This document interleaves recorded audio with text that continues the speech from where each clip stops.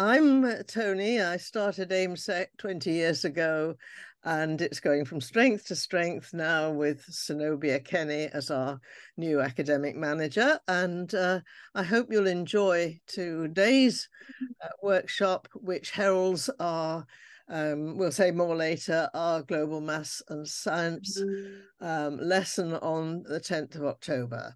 Over to you, Caroline. Hello, everyone. My name is Caroline Ainsley. I'm the founder of Bubbly Maths. Now, with Bubbly Maths, I do workshops, I do shows all over the world, really. But my reason for doing it is that every child on earth should love learning and enjoy mathematics. And what better way to help make that happen than to work with Tony doing these workshops so that you have great resources at your disposal that can really make your mathematical lessons fly. James. Beautiful. Well, I'm James. I'm a mathematics guy. I am Australian, but I live in the United States right now. I got my PhD in mathematics. I went all the way with maths learning because I just fell in love with maths at one point in my life. And I was a university professor for a while. But then my passion for teaching really took hold, and I left the university world and became a school teacher because I really believe that that level of education is absolutely important and does tremendous good for the world. So I became a school teacher for a while, and now my mission is to bring that joy of mathematics to one and all age levels, all levels of learning, because it's all good and all important. And I've hooked up with these fabulous people, Carolyn and Tony, to share that good of math with the world. So what joy and what a pleasure to be here. Thank you. You have a treat coming with James's section. Tony. We're all three very much in tune here. Okay, so the next step is to tell you about the program. As you see, we always refer to the spiral because what we believe is that each year in school, or in fact, when they come to school to reinforce what they've learned previously as little tots, learners meet same ideas again and again and again, but each time they meet these ideas, they are reinforced and they're extended and better understood better. And then, of course, there's a launching pad right at the top into adult life when you go on learning, lifelong learning. And today we're going to be improving skills and knowledge and understanding of something very simple, perimeters, but there's a lot in it. And the circumference of a circle, problem solving, and then last but not least, the importance of connections in mathematics and of generalization. And I suppose it's the generalization that happens in gradual stages through learning about the same topic in school. Now, we're starting at number 1 because we always start with at the bottom here because on the spiral, because we always start with a simple activity, learning activity that all ages can enjoy together, no matter how young or how old.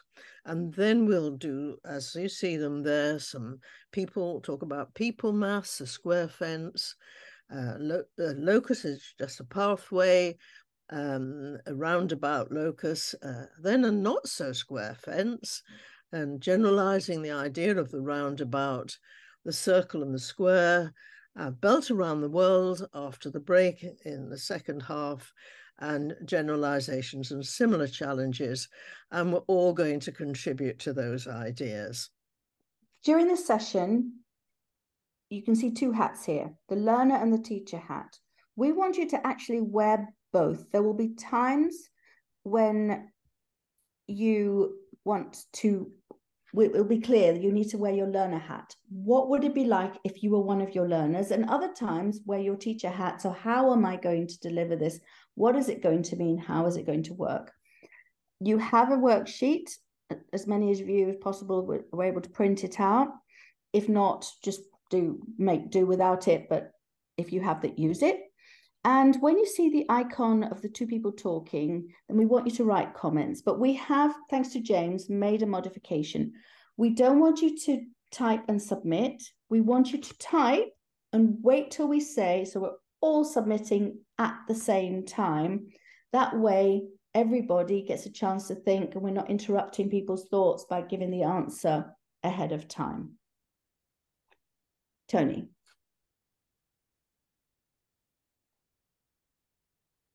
Now, we're going to start the section which Caroline and I are going to be talking to you about. Don't you love the baobab tree here? This is our first activity, our starter activity for all ages on finding the distance around the room or around some object like a tree. This is a people maths activity. We love people's maths at GTEN. So it's an activity for the whole class. It's suitable for primary or secondary, but it's a great activity for primary. So everybody can stand against the wall. If you've got enough people to cover the whole perimeter of the room, then great. If not, just cover however much of the wall you can. And the idea is that everybody stretches out their arms and touches hand to hand. And then you count how many people. You bend your arms so that you fit in, you stretch out fully. And if there's too many people, then not everybody stands against the wall. And then you count how many people it is. Then you talk about how you can use the number of learners to work out the distance around the room. Learners can work in pairs. You've got to then work out what actually is the length of the arm length between from hand to hand for each learner, distance from fingertip to fingertip, or if you're holding hands, so from fist to fist. And so much to discuss, so much to learn. And you can use the meter sticks that you'll find. You've got Estimate My Girth on Aiming High. You can use the paper meter stick, so everyone can make their own meter stick as well. So you can really get a great feel for length and measurements. Tony. Well, our first about these fields and fences round them is going to be, we're imagining a square field.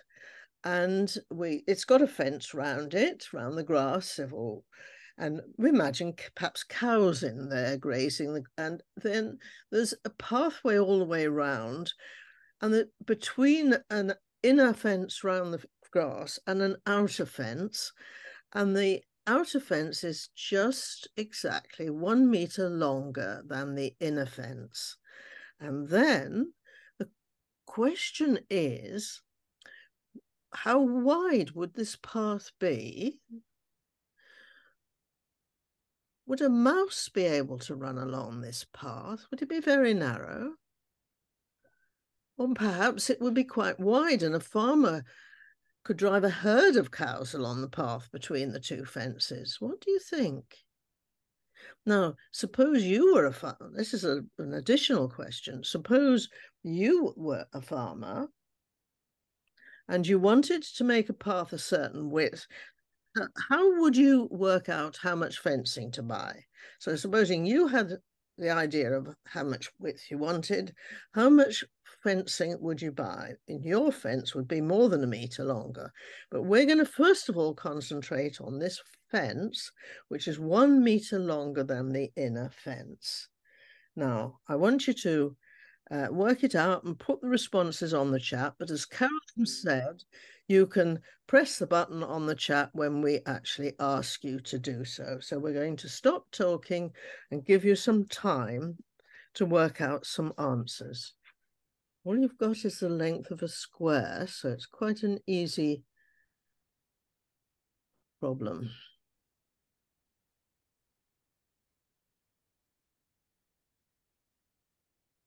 This is fun. I'm going to do it too. Yeah, I'm doing it as well. I've got some square paper here. I haven't got the worksheet. The squared paper is ideal. Think of the scale.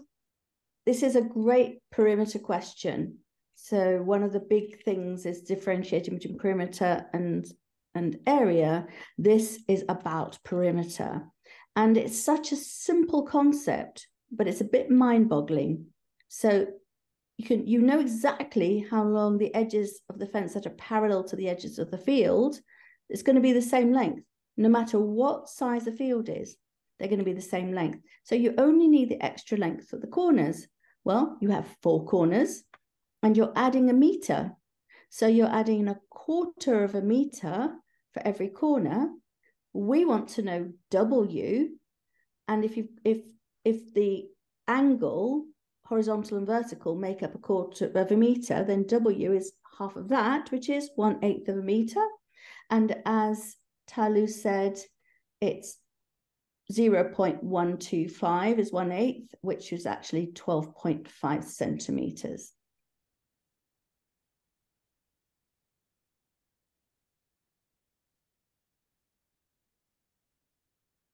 So the path is too narrow for cows to walk along, but a mouse would very, very easily, there's a nice comparison, to actually get at something and show the learners 12.5 centimeters and get them to decide how big of a creature would go, and for sure a mouse would have no problem.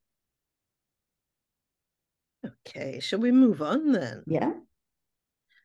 So here, this is a very exciting activity, and this is the one that we've planned for the 30-minute lesson for the Global Maths and Science lesson on October the 10th. So the idea is, well, ideally, rather, you would get your learners outside, but it can be done indoors, somewhere where you can mark out an inner square and hold a long string or rope so that it's exact. Well, first of all, make sure that you have enough rope, and then measure with the rope, and it doesn't matter how long it is, go around the grass or your square and find out how long that is, and take an extra meter and make your string 1 meter longer, and then hold it to show where the outer fence would be, and then measure the gap. Mind the gap, measure the gap or the width of the path between the grass and the outer fence. Now, this can all be done practically, as you found out with your calculation, but this is something that, well, the answer is 12.5 centimeters, but the learners can find this out for themselves. Now, when they go back into the classroom or around the field, but they're going to talk about what would happen if the gap was repeated for a smaller square, and again with a string 1 meter longer for an even bigger square. And then when they go back into the classroom, Caroline mentioned squared paper. It would be a good idea if they drew a square on squared paper. And it doesn't, well, this is the thing, does it matter how big that square is? And then see what happens if they make the gap, if they make the outer fence exactly 1 meter longer, then measure the gap and see what it comes to by doing it on paper. So there's your 30-minute lesson, and we hope you'll sign up and your learners will do it. Why are we doing this activity? One of the big challenges, it's reinforcing the understanding of perimeter. So we don't have to they don't have to memorize what is perimeter. They'll understand and experience perimeter. There's a lot of problem-solving skills, and it's very much applying the knowledge that they learn in school into real life. How long has this fence got to be? So they've got to be able to think mathematically and communicate with each other. So developing communication skills and using the vocabulary and visualization. And there's a lovely surprise in this as well. So it's interpreting, creating visual images, and then applying the visualization skills to interpret the information and solving the problems. All of these are really key competencies in the maths class. Well, here we have another activity. Imagine this disc, I called it a circle, but actually if the middle's filled in, it's really called, proper name's a disc, and it rolls around the outside of a square so that its circumference always touches the edge of the square. So now again, would you like to work out what the path is and its length? And a mathematical name for that is a locus of the center of the circle. As the red disc goes all the way around the square, and then if you do that, you might also like to think about the disc rolling around other polygons. What would happen? Describe the path of the center and its length, and then think about and describe what happens if the disc rolls around other polygons. Of course, it is something your learners could do practically. You know, just roll a coin around a square or another polygon. It's actually quite a good exercise to do it inside a tray. You know, put your disc, your coin, if you like, inside the tray and just roll it round and see what happens to the center, the path of the center. Around the inside of it. Nice. I think James has got a little demonstration set up for us on this. So, well, we've got some, yes, that's great. So that will come later. We've got some other illustrations in a minute. Now, as the circle rolls along each edge, the center. Can we see what people wrote in the chat? Parallel to the edge. Yes, let's see what people wrote. I want to refer to what Talu wrote, and James responded. He said, I think the width of the path, this is the previous question, will be the same regardless of the size of the field. My take, though, and of course, James said, isn't that surprising and wonderful? Your learners actually come up with that conclusion themselves, so don't tell them too soon. We're now going to our red disc rolling around the yellow square.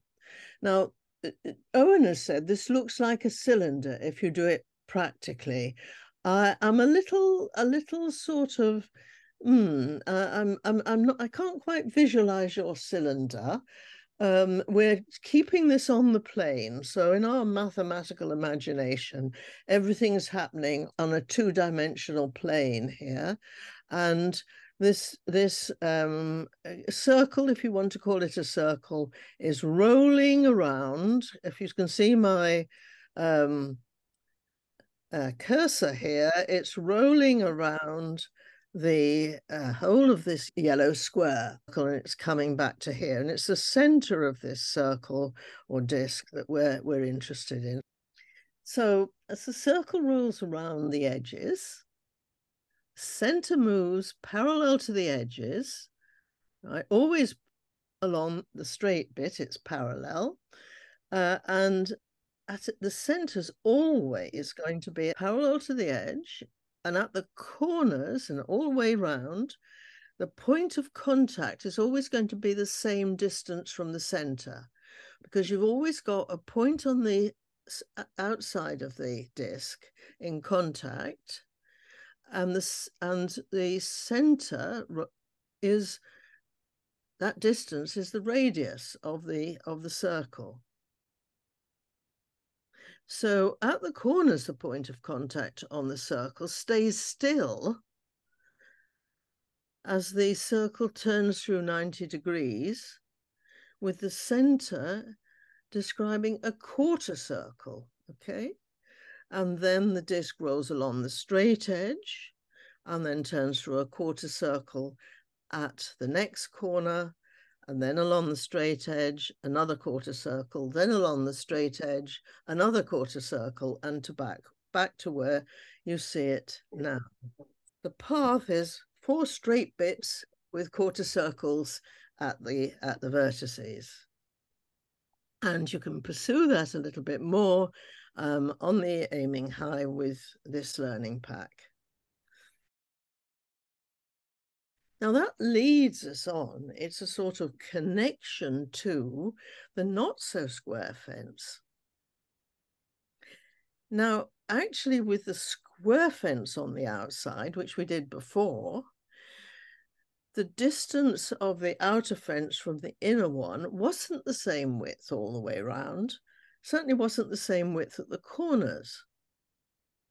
But here, we've got a path around the field between the two fences that is the same width all the way around. And only, as before, though, the outer fence is exactly 1 meter longer than the inner one. And we want to know again, how wide would the path be? And so the question is, for you, and what's the difference between this problem and the square fence problem? Well, I think I've given that one away. And then what is the connection between this problem and the roundabout problem, which was the red disc moving around the yellow circle? So the questions are, how wide would the fence be? We want to know W, which is the distance between the two fences. But instead of having pointed edges, we've got rounded edges. So the radius, so basically we've got circles, a quarter of a circle on every vertex, which means that the circle, if we completed the circle, the radius of each of those circles is W. Now, how do we work it out? We've still got a meter. We're still adding a meter, but instead of having straight edges, we have these curved edges. So we're adding a meter with 4 1/4.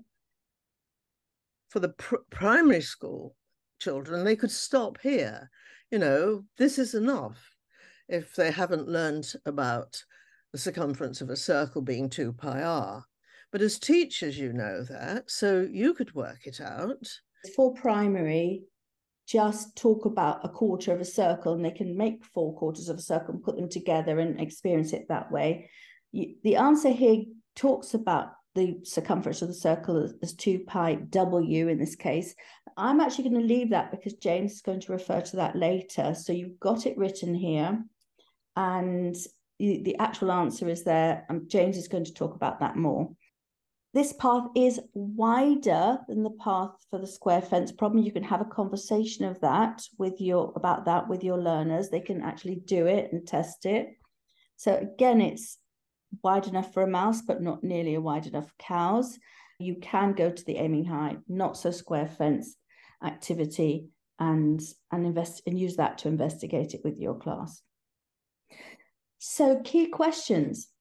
These questions you'll find all over every activity on the Aiming High website comes accompanied with key questions. Now, these are questions to help nudge your learners. So if somebody's stuck, then asking these questions will help them get unstuck. So in this case, you can see there's 5 questions here that are relevant to this activity. Have you drawn a diagram? Encourage them to draw it, to make a representation of it. And then you can see what they're thinking when they draw it. You think, now I understand why they're stuck. And then you can ask another question. So when you make the fence longer and the path wider, where does the extra fence go? You can really practical questions here. And what shape is the fence? They can talk about the shape that they're looking at. Where is the fence straight? It's a really useful question. And where is the fence curved? That is a really useful question to get their head around what's actually happening here. Well, hello, everyone. Okay, my mind is just blown away by this activity. I think what we're discovering today is just wonderful and surprising and shows the beauty of mathematics. But my brain is slow. I want to make sure I really understand what we just did. So I'm going to share my screen again. Let's see. Hopefully, you are now seeing my screen. I don't see you anymore. So this is good. Affirmative. All right, affirmative. So I've got here a square field. So just to help out James, who has to think through things slowly, the very first problem was to draw a fence 1 meter longer around that square field. And hopefully I'm doing it okay. All right, my drawing is not very good, but hopefully that's good enough. All right, And our very first question, if I remember correctly, was just how wide is this little gap here? And here's where my brain has some troubles, because the corners are a little bit strange. It looks like the width keeps changing around the corners. So I'm a little bit nervous about the corners, but I think we decided, don't worry about that. We'll just go with the width on the main part of the fence, of the path. All right. Okay. So that was the challenge. And this is 1 meter longer. Whoops, I'm off the screen. There we go. All right. So my brain is wondering, okay, you figured out the gap. I loved how you did it. But those key questions that Tony and Karen put up are wonderful. Which part of this picture is straight? And you can say, okay, that part's certainly straight. And that part's certainly straight. And then my brain says, oh, what's the difference between this top straight line and that one just below it? And I say, okay, I can see if I can draw this part here, draw a line there, and a line there. This part of the outer fence matches the inner fence. But I can do that all the way around. This part of the outer fence matches the inner fence. This part of the outer fence matches the inner fence. And this part of the outer fence matches the inner fence. So where's the extra fence? It's there and there. It's there and there. It's there and there. And there and there. There's the extra fence. There's the extra 1 meter. And then suddenly I realized, oh, there's the width. There's the width. There's the width. There's the width. There's the width. There's the width. There's the width. There's the width. 8 of the widths equals 1 meter. And there you are. That's exactly what you said in the chat. That's beautiful. That means the width is 1/8 of a meter, which is 12.5 centimeters. I think that is wonderful. That is beautiful. And here's the amazing thing. As people said in the chat, we never knew what the size of the square was. If we did this for a really tiny square and put 1 meter of fence around it, the gap would still have to be, whoops, I'm off the page, still 12.5 centimeters. We did a bigger square, set them off the page again, and put 1 meter around it. How big would the width be? We never use the size of the square. It has to be 12.5 centimeters again. Do a square the size of a field, an actual field, it's 12.5 centimeters. It's crazy. It's crazy and wonderful. And here's what I love about mathematics. Every question answered is an invitation for more questions. Because now I'm wondering, what about a rectangular field? A field in the shape of a rectangle. And if I put a fence 1 meter longer around it, what's the gap size going to be? Is it going to be 12.5 centimeters again? Or is it going to be a different answer? Because now I'm doing a rectangle that's definitely not a square. What do you think?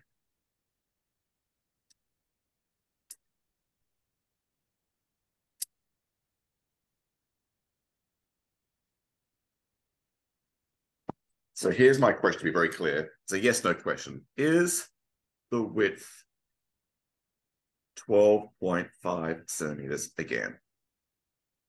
What do you think? Yes or no? No or yes? You want them to go ahead and answer now or wait for Let's just put it in the chat now. Just if you're bold enough to write yes or no in the chat, feel free. I think we're all good friends. It's all fine. Is the width 4.5 centimeters again? Assuming I had a good picture. I think my picture's a bit bad. Sorry. Your picture's beautiful. Thank you.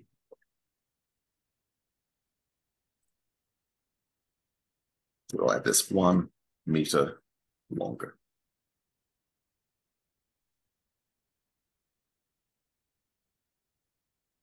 Oh, Kingdom. He's boldly answered yes. He thinks the gap is going to be 12.5 centimeters again. Thank you, Kingdom. Anyone else? Does someone agree with that? Does someone disagree? Owen agrees, and Chazibane says no. Oh, that makes it an interesting question then. Perfect. I That is agree. wonderful. I agree. You agree? Okay. Yes.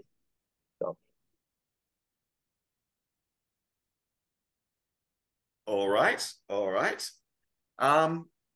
Maybe I should start thinking about it now because I just made this question up. That's what I love about mathematics. Questions come to you. When you answer one question, more questions naturally come your way.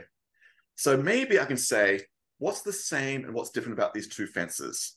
And it looks like if I do the same thing again, that part of the outer fence matches that part of the inner fence. Again, over here, this part of the outer fence matches that part of the inner fence.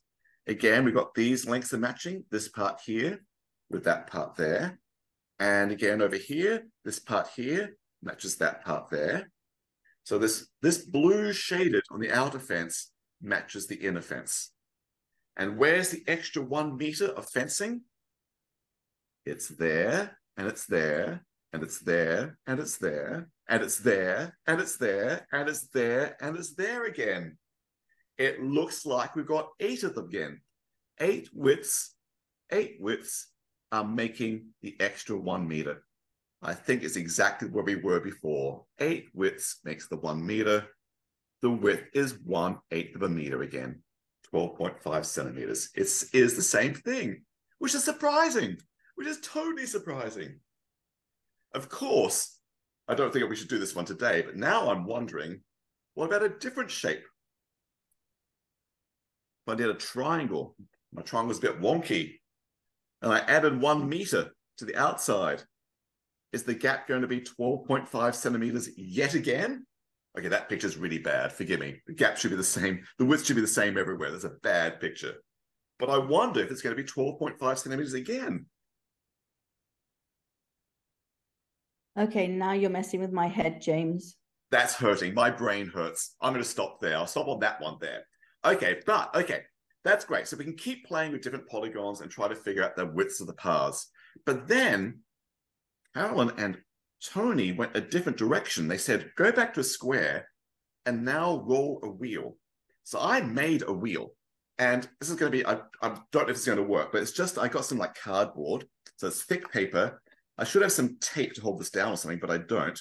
The idea was you take this wheel and roll it around the square and figure out what path the center of this wheel does. And it does something strange there around the corner and keep going. So my camera's out of focus. Come on, camera, behave. I'm going to do my best to actually do this. And I don't know how I'm going to show you everything I'm doing, but I put a hole in the wheel. There's the center. I'm going to try to roll this around and my hands are going to get in the way. So sorry if this is going to work or not. So as you can see, this is a perfect thing you can do in the classroom with your learners. Okay, so I just went along the top of the square. Does that kind of look like a straight line? Would that be a straight line, do you think? It's good enough. You can get a ruler and kind of level it out and make it look straight. That's yeah. So okay, but now we've got the corner. Now the corner's got me interesting. So now we have to like pivot the wheel around the corner. So how am I going to do this so you can see it? Pivot around. You need 3 hands, James. I need about 7 hands. Oh, and you need an invisibility cloak. That looks like a quarter circle to me. Okay, I'm going to keep going then because I think I'll continue the path. Now I'll go back to rolling as best I can. Well, we can see what you've drawn after you've drawn it. So yeah, it's not very good. I don't know how to do this. And... oh, now. We'll see that one. Yes, that's it. Now, see my... I moved my square. Oh, I bumped things. Uh-oh. Okay, I'm not doing a very good job. Okay, maybe you can do a better thing for your students, but I'm actually glad I'm doing this. And now I'm actually seeing it for myself. I don't know what you're seeing because I'm having a hard time. Tape down the square, number 1. We're learning to tape down the square. Yeah. The beauty of James' demonstration is you actually get, it doesn't matter if it's a sort of wobbly path, you get an indication of what the path will be. It's nice. Yeah, so okay, I went a bit wonky down there, but I think we see it. It's kind of like the gap before. Like this part is the same as the side of the square, straight line there. And this part here is the same as the side of the square. And this part here, a little bit wonky, is the same as the side of the square. And this part here is the same as the side of the square. So that's what's the same in those two pictures. And what's different is that's new, this is new, this is new. Oops, sorry, I'm not drawing very well. And this is new. That's all the new stuff. Now I can really see it. And now the question is, in my mind, because my brain is very slow, what's this length here? What's that got to do with the circle? What part of the circle of the disc is that? And you realize, oh, that's going to match the radius of the disc. I think that's the radius of the disc. Aha. So if that's the width, I guess we're doing a circle of radius is W. Radius is W. Okay, so it really is a circle of radius W. Okay, now I understand it. This is great. This is great. And yes, we had a great question. How big is the width now? And some people started answering that. All right, but now I want to have fun. What if I had a strange shape? And if I took my wheel and rolled that around? This is nice because you haven't done a regular pentagon. So this is a It's great wonky. way of having that experience of non-regular 2D shapes. Now, if I roll the wheel along a straight edge, will I get a straight path again? What do you think? See if I can do it. My hands you might if you take the polygon down. Yes, which I didn't. There we didn't. So that would be clever. Yeah, perfectly straight. You can see that's perfectly straight. What's going to happen here as I pivot around the corner? What will I get?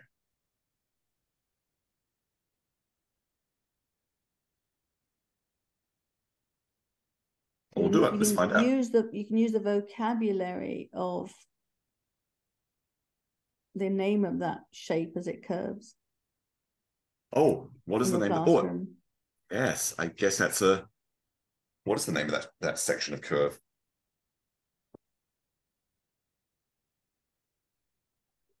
Wait for somebody to give us that on the chat. Yeah, what's the name of this section of a curve right there?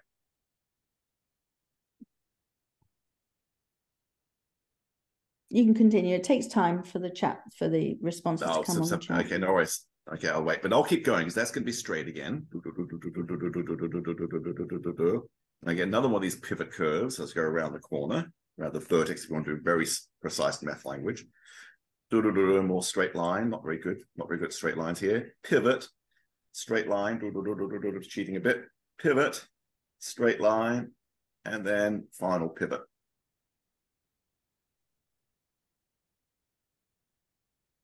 Whoa.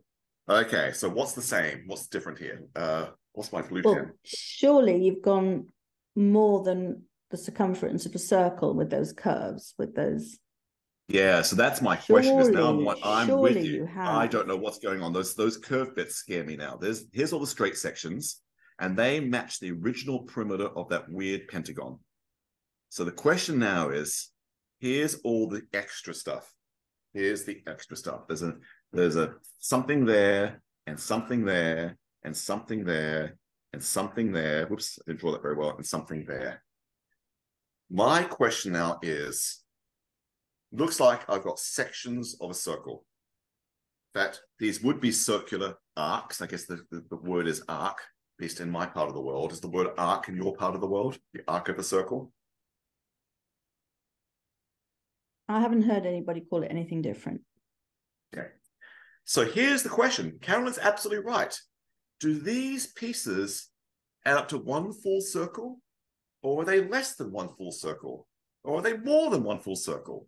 And how do we know? How would we know? How could we know? Now I've got a mystery.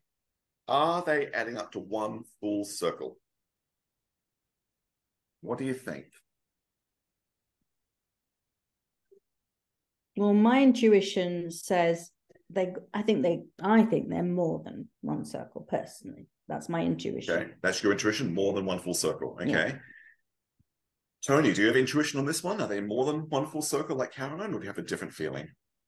Well, I do. I mean, disc there, your wheel, did a little bit, but each one, except the one on the top left, perhaps, certainly the one at the very top and the two lower ones are much less than a quarter, aren't they? So I think it's exactly the same. Oh, Oh, you think it's one full oh. turn? No, Oh. because there are three of those that are less than a quarter. Oh, less than And interesting. there are two that are more than a quarter. And I watched you do it. I believe that the orange or red arcs that you've drawn add up to one full circle. Right. Okay, and you're not alone. Talu in the chat also says one full circle. Okay, okay. I have an idea. So I'm putting, by the way, I do have my learner's hat on when I'm answering these questions. No, it's all good. It's all good. I'm going to bring in another prop. I need a small prop. Maybe it's not the best of props. I'm going to use a paperclip this time. And you see the paperclip, it's like you've got a double end and a single end. I'm going to have my paperclip be the double end as the pointer. And let's watch the paperclip. I'm going to do what the motion did. It's going to point to the center of the circle. And first of all, the center of the circle stayed where it was, so nothing changed the paperclip. The paperclip's pointing this way. The paperclip started pointing this way, and it's still pointing that way. Then, when it points to the center of the circle, what my paperclip did, it went, did some turning. That's what the center of the circle did. It just turned her over. All right, so my center of the circle is pointing this way, and the paperclip's pointing to the center of the circle. Then I keep pointing towards the center of the circle, except I've just bumped my Slow polygon. down a teeny tiny bit, James. Yep, thank you. Still pointing towards the center of the circle.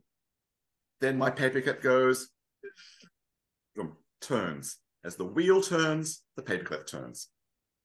Keep going, keep going. Where's the center of the circle? My paperclip keeps pointing towards the center of the circle. That's all good. Then it turns. All right, so my paperclip's now pointing downwards. Now let's keep going. Point to the center of the circle, point to the center of the circle, point to the center of the circle. Then the center of the circle turns. My paperclip turns. Keep going. Point to the center of the circle. No turning. Except, let's do the final piece of turning. And suddenly, look at my paperclip. It's back pointing this way again. Looked as if it just went round one full circle. So it went Talu through and one Tony full were turn. right. Yep, absolutely. One full turn. That you can see it. No turning, no turning, no turning. A little bit of turning. Then no turning, no turning, no turning. A little bit more turning. No turning, no turning, no turning.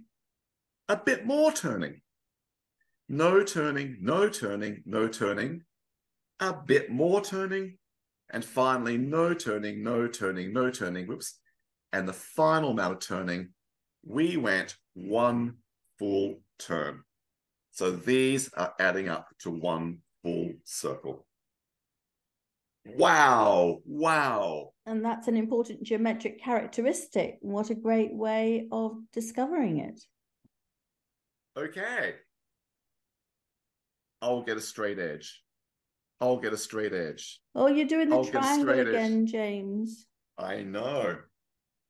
But my question is, I'll get a circular bit. I'll get a circular bit. I'll get a circular bit.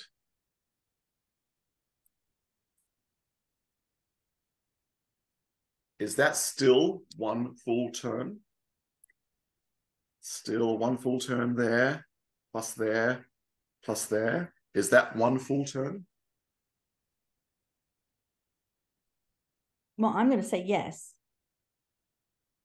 This time I'm saying yes. I've got my learner hat on and I'm saying yes, because I've seen something amazing happen. And I think I know the answer. Yeah, I'm going to start there. My paperclip's pointing this way. Let's see if it goes through one full turn. We've got 1 minute to do this. Here goes. It's good to make noises. All right, I added that amount of turning. All right, no turning, no turning, no turning, no turning, no turning. And I'm going to add this amount of turning. Oops, I've got to get it straight though. There we go. All right, let's go on through that amount of turning plus that amount of turning. Straight, straight, straight, straight, straight, straight, straight, straight, straight. Get to here. My picture's not very good, sorry. Now we'll add a third turning. Bring it back to the beginning. Yes, yes, still a full circle. Still Talu a full says, yes, still a full circle. Absolutely.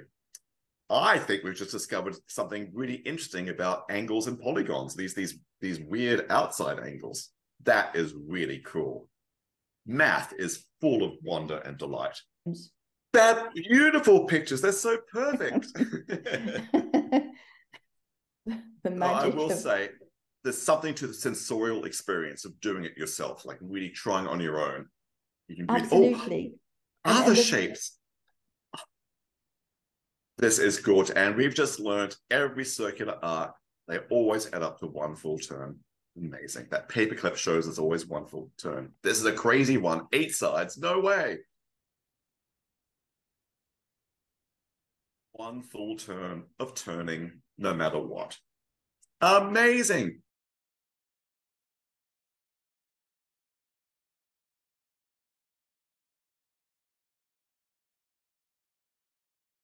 Which is longer, the dashed portion of the square, so that's 3 sides of a square, or the circumference of the circle all the way around the circle?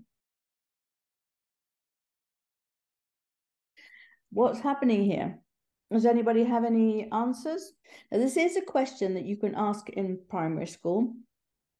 You don't have to work it out. You can actually use a piece of string.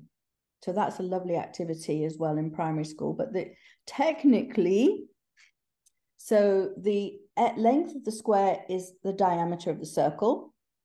So the square is, the dashed portion of the square is 3 times the diameter of the circle. Now, the circumference of the circle is pi times the diameter. So the diameter is 3.14 and the edge lengths are 3, just 3. So the circumference is 0.14 bigger than the dashed portion of the square. And that, as I say, is an activity you can do with a piece of string. And it is a surprise and it's beautiful. And you can do that with people that know about pi, but haven't ever done it physically, worked with circles. Again, there's an activity on aiming high to follow that up with. And notice the comma for where I've quoted the approximation to pi there. Of course, it's not exactly 3.14 because I want to mention the comma because I know that that is what you use in South Africa. A lot of other parts of the world, including most of Europe and America, use a point there as we do with currency. So I'm afraid elsewhere there isn't consistency here. Elsewhere we've used a point for the decimal point, and here we've used a comma. I'm in Italy, and in they use a comma here. In Spain they use a comma. So yeah, it is not consistent throughout the world. So now we have a new problem. And there's a little bit of string here, but actually it's rather a lot of string tied around our one world, okay? And you can see in the picture there you see Africa, and you can see, yes, you can see a lot of ocean too, and a little bow in the string. And it's a similar problem to what we've been looking at before. Suppose the belt is made exactly 1 meter longer and held around the Earth at the equator so that it's the same distance away from the Earth everywhere. Okay. Now we're going to ask the same questions. Would a mouse be able to crawl under the new belt? I wonder. How would you know anyway? Would the answer be the same on the moon, perhaps? And what simplification would you need? And this is a big and important question. What simplification would you need to make so that this is possible to solve this problem? So you've got a real world there. Well, imagine it. and this belt. But what's the real world really like? What simplification would you need to make so that this problem can be solved? Otherwise, maybe it's an impossible problem. So I'd like you to give that a little bit of thought and to put a comment on the chat, okay? And yes, you can write this on what you think about. Well, let's start with question 3, okay? What simplification would you need to make? And then we'll go back to doing a calculation. James said he doesn't want his rope to get wet. So he's going to assume there are no oceans. Well, it's not going to go in the oceans because it's going to be held up. But well, no, I don't. I just don't. I just very can't. difficult to measure if we had to sail across the ocean. Measure, putting this rope around it. We're going to be doing this in our heads, aren't we? Yeah, with my learner head hat on, there's just no way that it's not going to make any difference. Just an extra meter all the way around the world, it can't possibly make any difference. There'd be no gap, nothing, zip. I mean, a meter is nothing compared to the circumference of the Earth. That's my learner hat.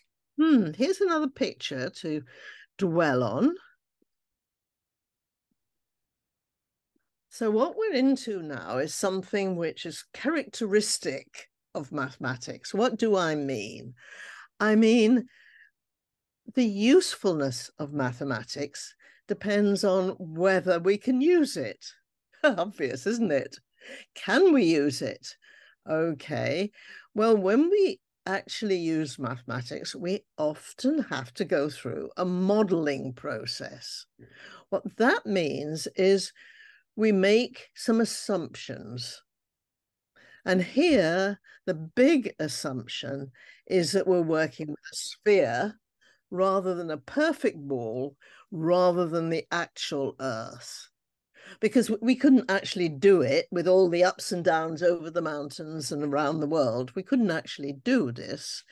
We wouldn't have enough information about what that edge of the Earth was actually like. So what we do is we imagine that the Earth is a real, just a sphere, and we approximate to it. It's a very big one, and so the approximation that we make by ignoring the mountains and the valleys isn't really significant. And there is a standard for the radius of the Earth if we need it. Okay, so the equator is not a perfect circle, but this is a good enough approximation. Okay, and so the belt is modeled by a circle that's just 1 meter longer than the circumference of the Earth. Now we can actually do this problem, which we couldn't do without making that assumption. Okay, so we'll hand it over to Caroline to think about that with you and talk a bit about it. I'm just going to read what James said, which is, it's not really a three, he says it's curious, it's not a 3-dimensional problem, it's actually a puzzle about shapes that we can draw on a 2-dimensional page, which we've got here. We've got the circle that represents a slice through the center of the Earth, perfect circle because it's halfway through, and we've got the rope around it. And so the question is, so we're going to let the radius of the Earth be given, we're going to call it R, and the height of the belt is going to be H. So that means the circumference of the Earth is 2 pi r, and the length of the belt in meters, well, what's it going to be? It's going to be the circumference of the belt. Well, that's going to be r plus h. So 2 pi r plus 1, which is the circumference of the rope, is 2 pi r plus h. So the radius of it is the radius of the Earth plus the extra height. So what is h? That's what we want to know. Does it matter what the radius of the Earth is? Does it? Little simple algebra there tells us that h is half of pi, which is 0.159 meters, 15.9 centimeters. Now that's a familiar figure. Wait a minute, this is to three significant figures because it's not, because we're working with pi. Haven't we had that measurement before? Sounds familiar to me. 15.9 centimeters. I'm sure this has been mentioned before. Oh, we've just got it in inches as well, just over 6 inches. What we've got to actually look at is the height is going to be 1 divided by 2 pi meters. That's where your 15.9 centimeters or no, it wasn't half of pi. Thank you. It was 1 divided by 2 pi. Sorry. Thank you, Tony, for correcting that. So I'm going to say that for the recording, 1 divided by 2 pi meters. Yes, I think it's a good lesson, Caroline, about the way it's written. I think it would have been much better if we'd had the bar for the fraction horizontal, because that's where it doesn't look quite like 1 over 2 pi. And it's actually good that this has happened here, because that will happen in class. Learners, I didn't have my brain switched on. I know it's 1 divided by 2 pi, but I didn't have my brain switched on. How much less will a learner who hasn't quite got the concept will assume it's half of pi, and obviously half of pi is not 0.159. So that's this is going to happen in your class. So get that down as one of your misconceptions. So the gap. So if we talk about make it realistic, will it be high enough for a mouse to walk underneath? Yes. Even with its head held high, little mouse trotting along with its head held high, holding a piece of cheese in his mouth. Apparently mice don't eat cheese, but there you go. But this is a lovely little thing that Tony's, there's an African wild cat called the Felis negripes. I don't know how to pronounce it. And the adult male shoulder height is 25 centimeters. Well, we're looking at 15.9. Of course, being a cat, it's a small wild cat. Being a cat, it creeps, if it's hunting, it haunches itself right down, and it could easily slip under this 15.9 centimeter rope. That's only 1 meter longer than the whole circumference of the whole Earth. This blows my mind. I still to this day can't get my head around it. How could that be? But it is mathematically true. And because the calculation doesn't involve the radius r, notice h is 1 over 2 pi. No, r's, whatever r is, which is actually supposed to be the radius of the Earth, it doesn't matter. The answer would be the same. So it would be the same for the moon, or even for a sphere as small as a soccer ball, or even a golf ball, or one of the bigger planets. So it's always going to be the same. Now, here's something that I suggest you do look at, because it will blow your mind, really. It's absolutely lovely. And there's a nice story about this. The man who, well, I'll tell you the story in a minute, but it's this idea of, instead of being a sphere, what if the Earth was actually a cylinder like that? That'd be interesting, wouldn't it?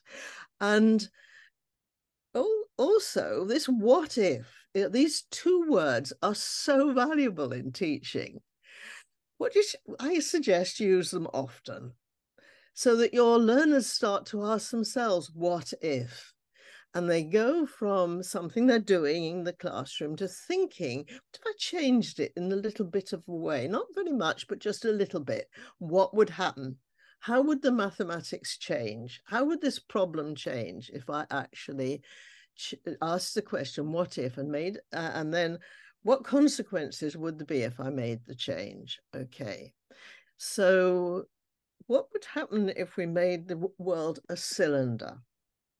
And then the first bicycles were penny farthings, strange things, weren't they? And there's somebody from 19th century or riding a penny farthing, but you still see them around these days. Sometimes they have rallies, people, and you see them not just in museums, but actually on tracks and roads sometimes, people riding penny farthings. And there's a nice problem about that.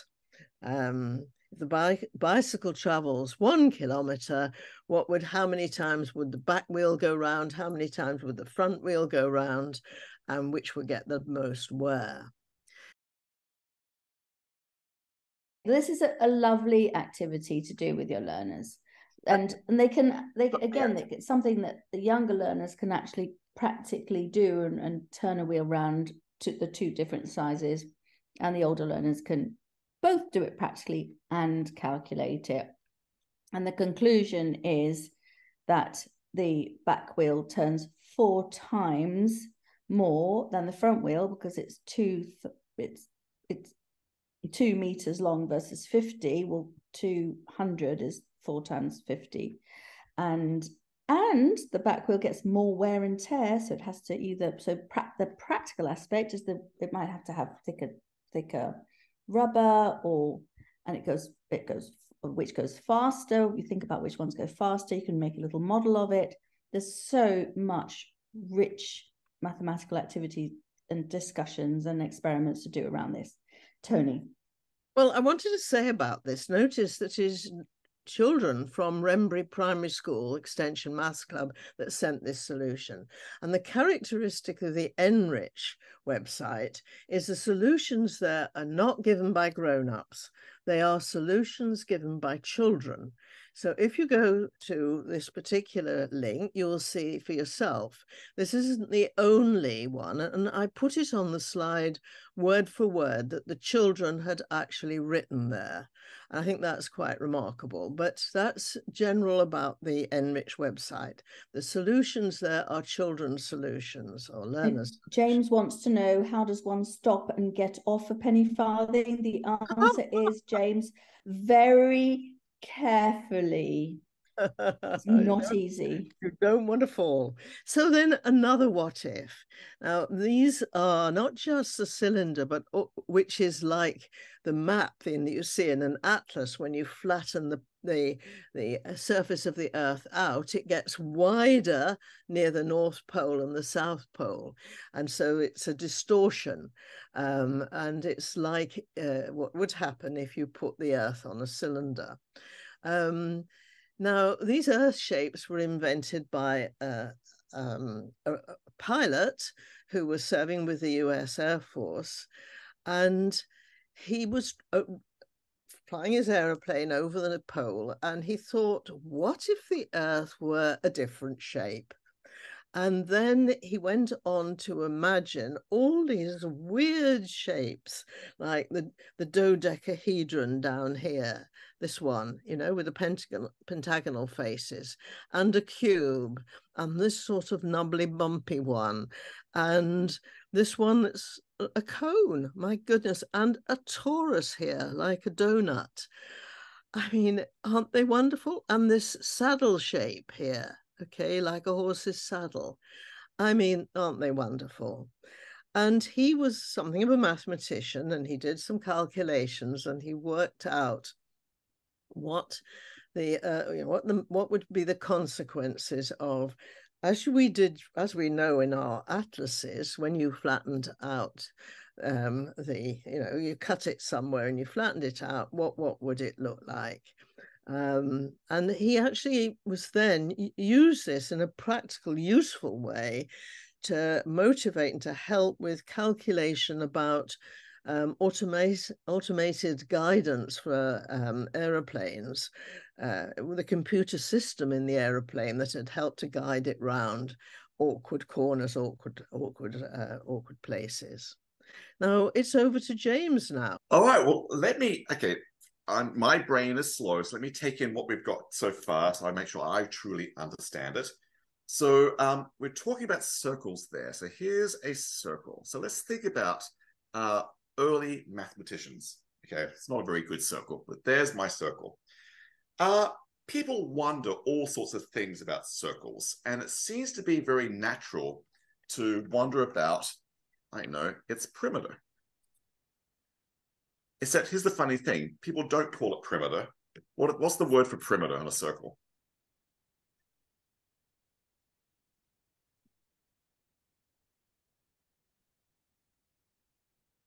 Don't you think it confuses the children, the learners, that we Totally. different name? We don't call Why? it. And then we wonder why they get confused between perimeter and area. My point exactly. Circumference is a very strange name for what is just the distance around the circle. The perimeter of any shape is called the perimeter, except for a circle, we use a completely different word. All right, so the perimeter is the length around the circle. That seems like a natural thing to want to measure if someone gives you a circle. And another thing that's natural to measure when someone gives you a circle is its width, how wide it is. Except we don't call it width. What do we call it?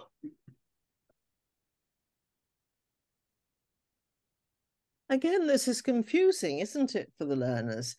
Absolutely. You're teaching them more language, and sort of the language we've been teaching them about other shapes now doesn't apply to this thing, which is a circle.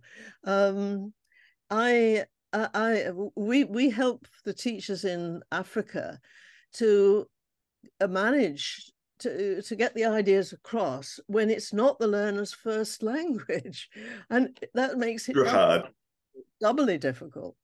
Yes, so we use this very strange word, diameter. No, actually, is it spelled R-E or E-R here? No, it's E-R. It's E-R. I know. Please don't mess with that. It is E-R. It's only meter length. Except meter R-E. is that. I mean, it's so hard. It is so hard. Everything is very confusing. All right, so people tend to use the letter C for circumference and D for diameter. All right, so they seem to be the very basic things you want to measure for a circle. And people have been doing that forever and ever and ever, for a very long time. And they noticed something very strange about these numbers. If you take the value of the circumference of a circle and divide by its diameter, you always seem to get about the same value, about 3.141592, and it keeps on going. It doesn't matter if you do a big circle, it doesn't matter if you do a small circle, it doesn't matter if you do a tiny intermediate circle, C divided by D always seems to be this number. So people gave that number a name, they called it pi. Every circle seems to have the same value for pi. Its circumference divided by its diameter. I'm going to say, James, sorry to interrupt you, a piece of string here is so valuable. And you can get dinner plates or other circular objects. And why you, James? The learner get a lot of shapes that are circular, and measure them with string and measure the diameter and do your calculation that you've shown us. Absolutely. And you'll see it's always about 3.1. That's what we humans can see, about 0.1. Now, it's very hard to get the extra decimal places, but if you do very, very, very precise measurements, you might be able to get to 3.141 or something like that. Okay, so C divided by D is what we call pi. So let me now just rearrange that formula. Let me multiply by D on the left and multiply by D on the right. And then I get a formula that C, don't go off the page, James, C must be pi times D. Pi times D. Great. There's a formula for the circumference of a circle. It's pi times its width, pi times the diameter. Except here's the funny thing. Most people don't write the formula like that. They say, no. We actually like to talk about half the diameter. We call that the radius. In which case, there's one radius, there's another radius. I could say that D is really 2 R's. So this is really pi times 2 times R. 2 R's for the diameter. And the people say, okay, It is true, C equals pi 2r, but people like to switch those two around and rewrite that as 2 times pi times r. And they don't tend to write the time signs. They tend to write 2 pi r. C is 2 pi r. My point is, this classic formula just comes from the actual definition of pi. All it is the actual definition of pi. People notice that C divided by D is always the same value for circles, and then rearrange what I just wrote, and there's the formal circumference of a circle. Okay, so you guys were very, very clever when you told me that when I had a square, where's my square gone? A square here, there we go. And I did my rolling, I got a quarter of a circle, quarter of a circle, quarter of a circle, quarter of a circle. There it is. There's my extra rope, my extra rope, my extra rope, my extra rope from rolling around the disc. All right, so that is the radius of the circle. That's the radius of the circle. That's the radius of the circle. That's the radius of the circle. That's the radius of the circle. That's the radius of the circle, except draw it neatly, James. And again, the radius of the circle, radius, radius, and there's the radius. All right, here's my question. This is 1 extra meter. I don't think we actually answered the question. How big is this gap? What is the value of that gap, which I guess I've called radius now. I think we had W before. How big is that extra gap? So this outer rope is 1 meter longer than the perimeter of the square. What's the value of R?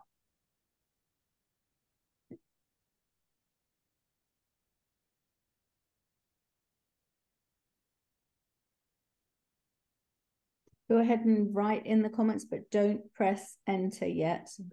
Don't submit it. And let me help out, because that is quarter of the circle. That's a quarter of the circle. My picture's a little bit off, so that's a quarter of the circle. Here's another quarter of the circle. Here's another quarter of the circle. And here's another quarter of the circle. And we know all that is 1 meter of rope, the extra rope. Can I be a bit awkward, James, and say something? Please be awkward. Yes, and please be something. Say something about for the secondary teachers, particularly, that these straight lines are sort of tangent to the circle. That means they just continue in a straight line as they start to go around the circle. They're sort of a tangent there. So you've got, when you have a quarter circle, the transition is going to be with the curve going straight along the straight edge, because that line is actually an extension of the tangent. Let me say, my chat is in my way, so I can't even see my own screen properly. Yes, I like my paperclip analogy right there, because if I go around this quarter of a circle, when I go to the top, my paperclip is now horizontal, which means I am set to go on a straight line all the way across. Then when I come here, I'm going to turn quarter way around. That means my paperclip is going to be pointing absolutely perfectly downwards. I'm set to go on a straight line. Now I'll go around the next quarter of the circle. Then my paperclip is perfectly horizontal, set to go on a straight line. I can see it with my paperclip. I like my paperclip. I think my paperclip's showing me a lot of stuff. Good. Absolutely. That's a nice, sweet transition there. Beautiful. All right. So we've got 1 extra meter of rope. Here's where the extra meter is, all around these corners. And they make up the full circumference of that circle. So the question is, what's the radius of the circle if I know the circumference is 1 meter?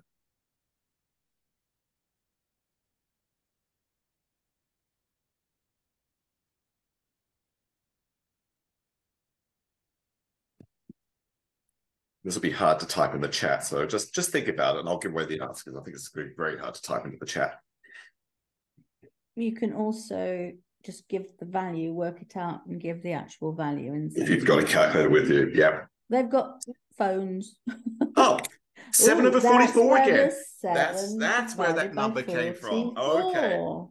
Thank you. Thank you. Let's So see. Talu's like, no, I've done this already. I know what you're doing. You are thinking of the number 22 over 7. Now I understand where that's coming from. Ha ha ha. That's a very good point. Well, I've calculated what 7 divided by 44 is, and I've seen that number before. 2 pi r is 1 meter.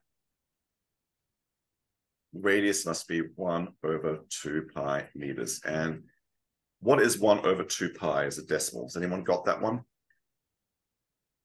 Talu, can you give us that one? Well, she's going to say 7 over 44. I know exactly what Talu's thinking. Well, 7 over 44 is more accurate than the... No, I don't think so, Caroline. Oh, really? Oh, right, sorry. The big problem about 7 over 24, don't stop using it, people, but the big problem, you must be very careful, because that looks like a fraction, and the whole thing about pi is it's irrational. Okay, so particularly if you're teaching secondary and at FET, then you absolutely must remember that pi is not anything like a fraction. So approximation is, okay. So you've written, oh my goodness, so I've got it with long. No, I haven't done 22 over 7. Oh, you're doing 22 over 7, right? Okay. Oh, look at James, it's on the ball. Yeah. Oh, okay, so it's not, it's so approximation. It changes there. Yes. I don't mind about that. What I actually mind about is the fact that pi is irrational and 22 over 7 is rational. It's a fraction. Right. Yeah. Okay. Okay, but yes, so thank you. So this turns out to be about 0.159. So thank you very much, Owen. So, as we'd said on another different slide, it's 2-3 significant figures. So this is another time again when you want to talk about significant figures, it's a good time to use that language. Beautiful, beautiful. So there it is. We figured out, they finally closed the gap on our thinking and figured out the size of the gap on even these shapes. And I bet you can now explore the gap around a strange pentagon. I bet you can now figure out the gap around a triangle. I bet you can now figure out the gap behind any shape, which is just lovely. Oh, yep, Karen's gone even further. Beautiful. There we go. Love it, love it, love it. But including, of course, a circle. And including the circle. I just love it. But let me just point out, because I am totally in love with my paperclip today. I think that paperclip is brilliant. And I remember when I became a school teacher, I had to teach my students some geometry, and I had to teach them something about triangles. So this was actually high school for me. I had to do a basic lesson on triangles. And I asked my students, what do you know about a triangle? And they said things like, it has 3 sides. I agree. It has 3 corners. I agree. Has 3 straight sides. I agree. And then they would say, it's got 3 angles. Okay, more than just that. There's 1 angle there, a different angle there, and a 3rd angle there. They said that the measures of these angles add to, actually, what do they add to? What do the 3 angles of a triangle add up to?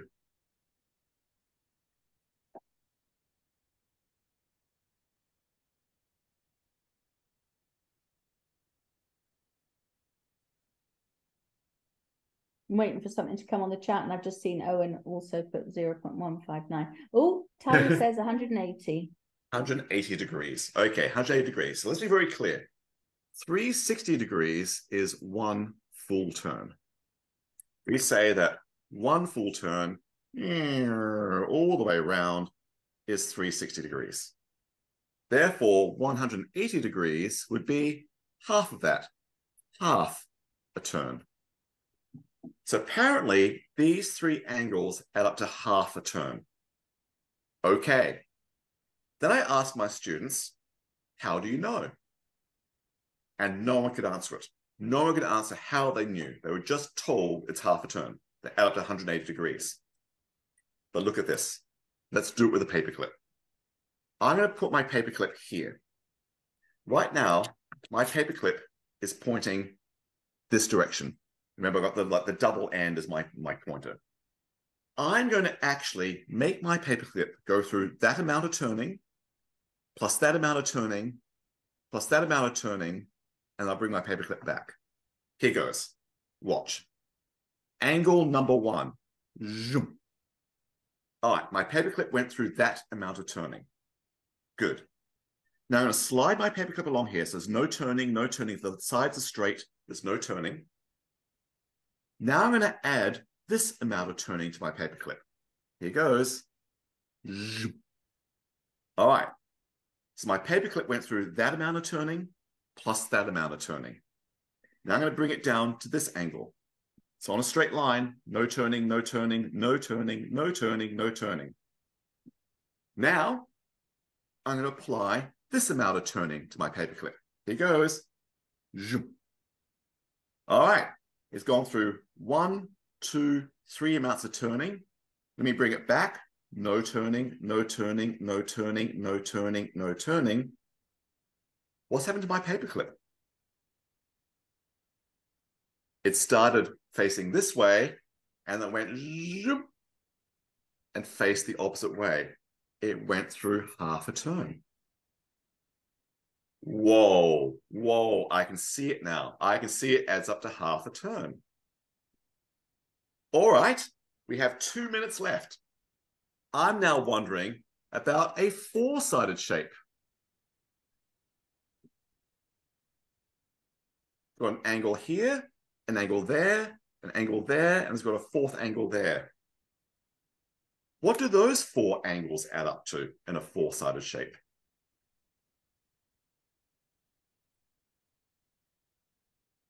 There's my paperclip. It started at angle on 1 and it's facing this way. Here goes. Let's apply this amount of turning. Here goes. Zoom. All right, that's 1 amount of turning. Slide, slide, slide, slide, slide. Let's apply the 2nd amount of turning. Here it comes. Zoom. My hand's in the way, sorry. Okay, 180, 360, we've got some predictions coming. All right, it's gone through that amount of turning plus that amount of turning. Let's come down here. No turning, no turning, no turning. My picture's bad, but no turning. If the line was straight, there'll be no turning. So it's meant to be straight lines. Let's apply the 3rd amount of turning. Zoom.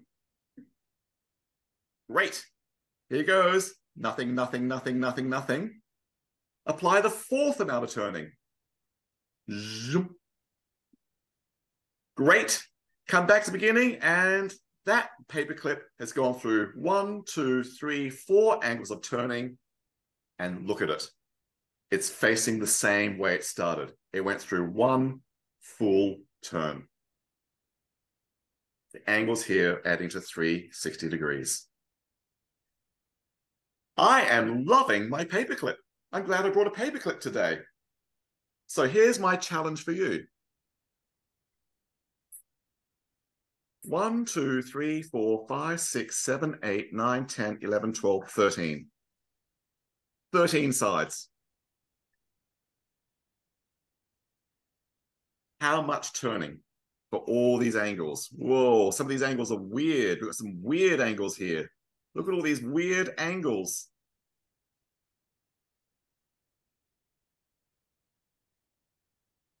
Angles add to what? Okay, and I bet you can answer that with a little object. Be a little stick, a little paperclip, a little something. Whoa. Okay, I'm going to stop there and say that was fun. At least I had fun, so thank you. Thank you, James. Now, actually, I really love what you've done, but I also really love people maths. And that same activity is brilliant if you mark out these shapes somewhere, and then the learners actually walk around. But they are human paper clips. And that is absolutely lovely. And you can look at internal angles, as you did, James, and external angles as well, for all sorts of polygons. Lovely. Now we've come to what we always do, the looking back section of our workshop today. And this is where you should be at the end of most of your lessons, if not all of them. Look back on the lesson. What did we do? What did we learn? What did we, what was new? What excited us? What did we find difficult? What did we find easy? All those questions at the end of a lesson.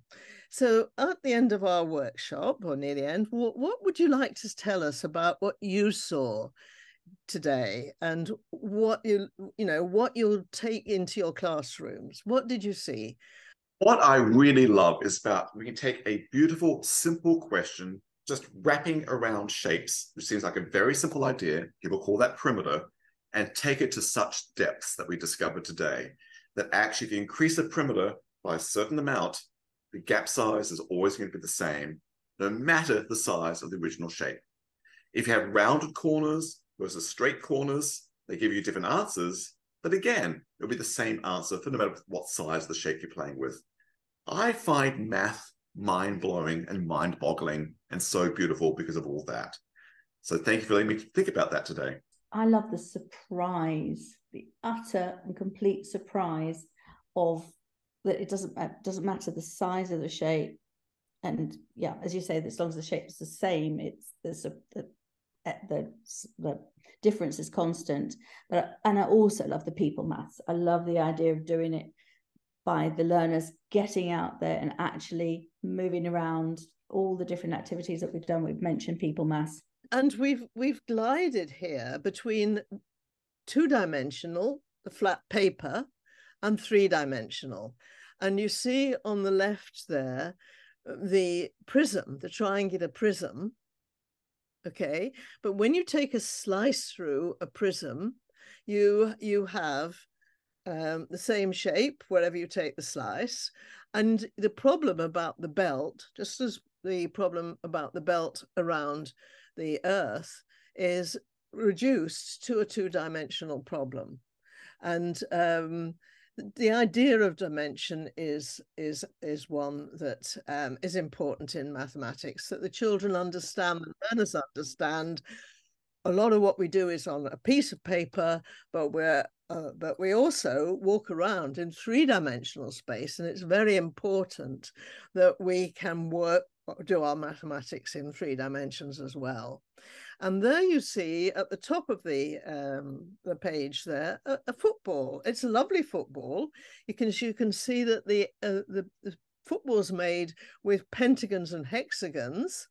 And there are quite a lot of those footballs around, but actually you see the belt around the football, the red belt, is exactly the same gap as the gap imagined between the Earth and the belt around the Earth. Okay, so let's look at the Global Maths Project, which isn't just Global Maths Week. It's a big project that that James has been spreading around the world for quite a while now. James.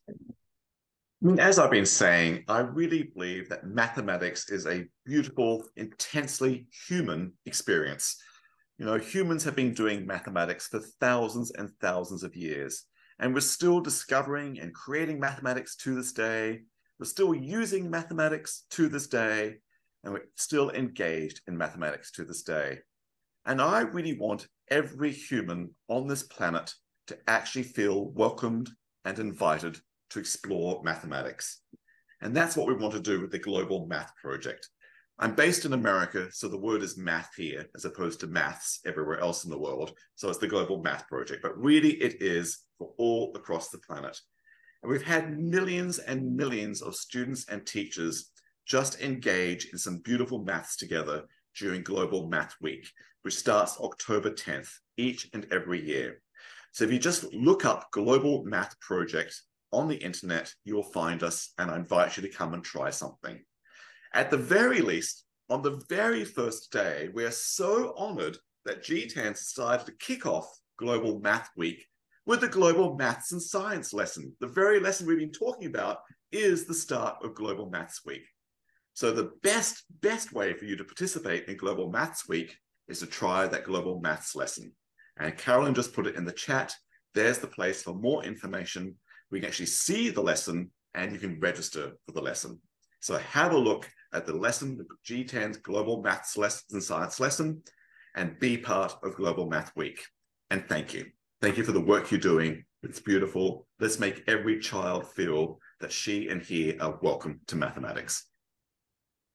So I just want to mention that James, you've enjoyed what he's been telling us and explaining today, and he's got a YouTube channel and lots of presentations there which you will enjoy watching and using the ideas in your lessons. There's lots of learning packs on the Aiming High website. A learning pack has a lot more in it than we've been able to cover today. It's got a worksheet for the learners to read for themselves, and they need practice in reading the question themselves. There's the solutions for the teachers. There's lots of ideas for teaching. There's key questions, as we've talked about key questions and how important they are. And then down the last couple of 2 or 3 links, 3 links, are from the NRICH learning activities, where you've got some interactivities there. So enjoy those different, and please use, as I said, when you come around to teaching that topic, wherever it happens during the year in your program for your teaching, please think about the Aiming High network and the NRICH website and what you can find there to help you, and James's YouTube as well. If you want other teachers to join this group, you can email admin@aimsec.ac.za and they will add you to the group. All good things come to an end, and it's time to say goodbye today. Of course, I mean, I don't want to say goodbye, but farewell, everyone. And thank you for the work you're doing. It really is meaningful and has a great impact for the next generation. So thanks for bringing math joy to the world. Really appreciate that deeply. And goodbye from me. Thank you all for coming. Thank you, James. It's been so, I just absolutely love. I love watching you work. I learn from you every time. Thank you so much. And thank you everybody for your enthusiasm.